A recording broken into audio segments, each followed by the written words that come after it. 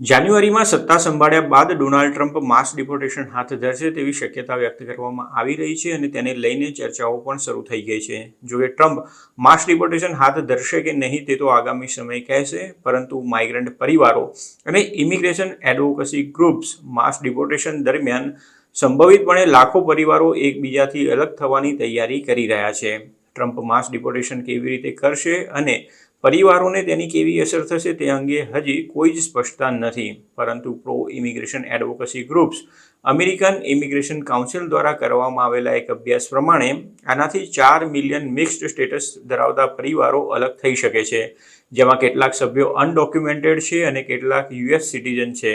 Arizona, Colorado અને Pennsylvania જેવા રાજ્યોમાં મિક્સ્ડ સ્ટેટસ પરિવારો અસાયલમ સીકર્સ અને એડવોકેટ્સ એવા સંજોગો માટેની તૈયારીઓ અને આયોજન કરી રહ્યા છે જ્યાં બાળકોને તેમના માતા પિતાથી અલગ કરી શકાય છે.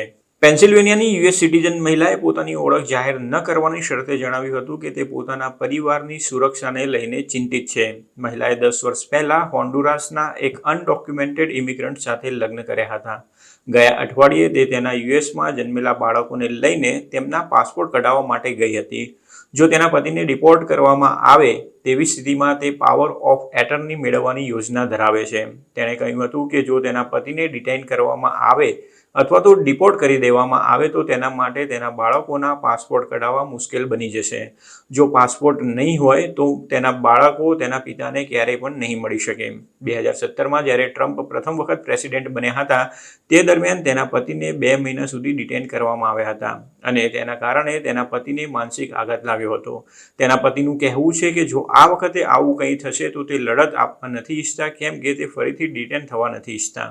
આ વખતની ચૂંટણીમાં ડોનાલ્ડ ટ્રમ્પે શરૂઆતથી જ વચન આપ્યું છે કે જો તે ફરીથી પ્રેસિડેન્ટ બનશે તો યુએસ ઇતિહાસનું સૌથી મોટું ડિપોર્ટેશન અભિયાન હાથ ધરશે.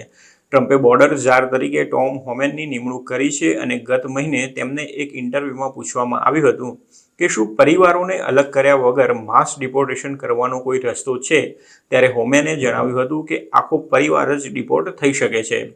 માસ ડિપોર્ટેશનમાં અબજો ડોલર્સનો ખર્ચ થઈ શકે છે, પરંતુ ટ્રમ્પનું કહેવું છે કે તેઓ કોઈ પણ ભોગે માસ ડિપોર્ટેશન કરીને જ રહેશે. એટલું જ નહીં, ટ્રમ્પ ડિટેન્શન સેન્ટર્સની સંખ્યામાં પણ વધારો કરશે અને તેમણે તો ત્યાં સુધી કહી દીધું છે કે આ માટે તેઓ મિલિટરીનો પણ ઉપયોગ કરશે.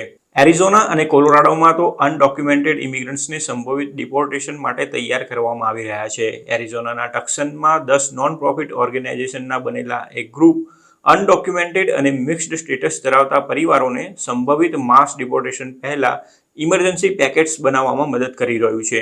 ગ્રુપનું કહેવું છે કે ભૂતકાળના અનુભવોના આધારે આ તૈયારી કરવામાં આવી રહી છે, કેમ કે ભૂતકાળમાં માતા પિતાને તેમના બાળકો સ્કૂલમાં હતા ત્યારે જ ડિટેઇન કરવામાં આવ્યા હતા અથવા તો ડિપોર્ટ કરી દેવામાં આવ્યા હતા. ઇમરજન્સી પેકેટ્સમાં પેરેન્ટલ ઓથોરિટી માટે power of attorney, family emergency contacts અને બાળકના સ્કૂલના રેકોર્ડ્સ જેવા મહત્વના ડોક્યુમેન્ટ્સ તૈયાર કરવામાં મદદ કરવામાં આવી રહી છે. કોલોરાડોમાં પણ આવી જ સ્થિતિ જોવા મળી છે, જ્યાં ડેનવરમાં યોલી કેસાસ એક નોન પ્રોફિટ સંગઠન ચલાવે છે અને તેઓ અત્યાર સુધીમાં હજારો માઇગ્રન્ટ્સને મદદ કરી ચૂકી છે.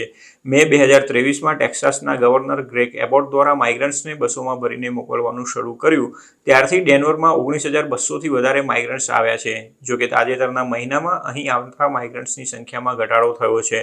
તેમનું કહેવું છે કે ચૂંટણીના દિવસથી જ તેમને મોટી સંખ્યામાં મદદ માટેના ઈમેલ્સ અને ટેક્સ્ટ મેસેજીસ મળી આવ્યા છે.